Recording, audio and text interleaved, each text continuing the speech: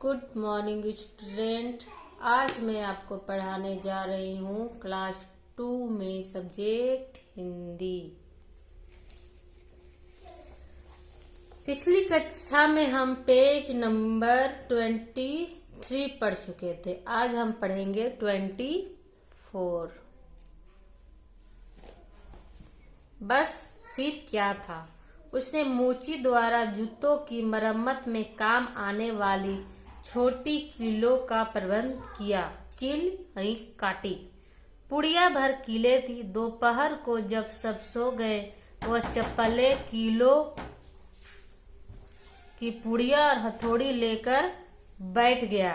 जब तक दोनों चप्पलों के तलवों पर पूरी तरह से कीले न ठोक दी, वह इस कार्य में जुटा रहा। कीले ठोककर चप्पलें भारी सी हो गई। जब उसने देखा कि कार्य पूर्ण हो गया, तो सामान एक और सरकाकर खड़े होकर उसने चप्पलें पहनी। राघव कीट और हथौड़ी का जुगाड़ करता है और उसे अपने चप्पल की तलवों पर ठोक देता है। जब पूरी तरह से काम हो जाता है, तो वो सारे सामान को एक तरफ रख करके वो चप्पल पहनता है। कीले ठुकने से चप्पलों का सरलीकरण समाप्त हो चुका था, यानी वो कठोर हो गया था। जो सॉफ्ट था, मुलायम था, वो अब बहुत ही कठोर हो गया था। कीले राघव के पैरों में चुभ रही थी। वह 2 कदम भी ठीक से चल नहीं पा रहा था। इतने शौक से खरीदी गई चप्पल, जिन्हें वह रोज पॉलिश करता था, अपनी असहाय स्थिति का रोना रो रही थी। हल्की फुल्की चप्पलें जैसे लौह मिश्रित चमड़े का खोल भर थी।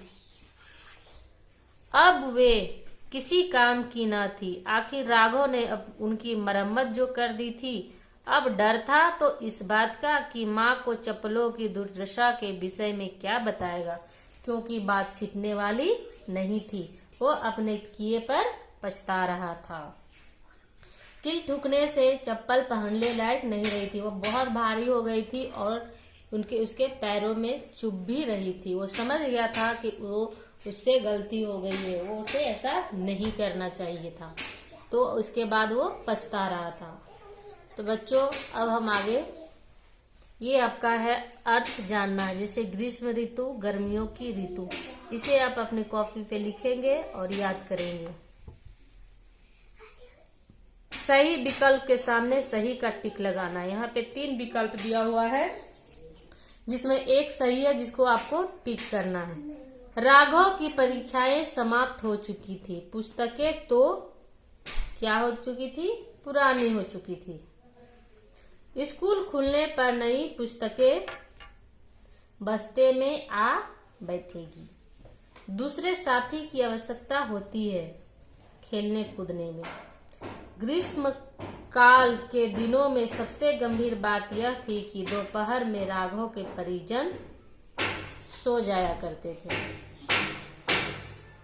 उपयुक्त शब्द चुनकर रिक्त स्थान भरिए। यहाँ पे ब्रैकेट में 2 शब्द दिया हुआ है, जिसे चुनकर आपको खाली जगह को भरना है। राघव के दूसरे साथी थककर लौट जाया करते थे।